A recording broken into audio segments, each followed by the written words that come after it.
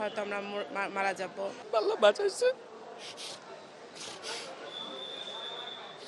আল্লাহ বাঁচাইছে এবং নিয়ে যাচ্ছে। এই জন্য আল্লাহ পাকের কাছে লাখো শুকর। আমি ইরানে গিয়েছিলাম ঈদের ছুটিতে, আমার পরিবার সহ, বাচ্চা আছে 2টা আর আমি আর আমার ওয়াইফ। ওইখানে গিয়ে আমরা মানে হঠাৎ আসবো যখন, ঠিক তখনই যুদ্ধ শুরু হয়ে গেল। যুদ্ধটা হচ্ছে শুক্রবার ভোরবেলা প্রথমে হামলা হয়েছে, আমরা বুঝতে পারি নাই।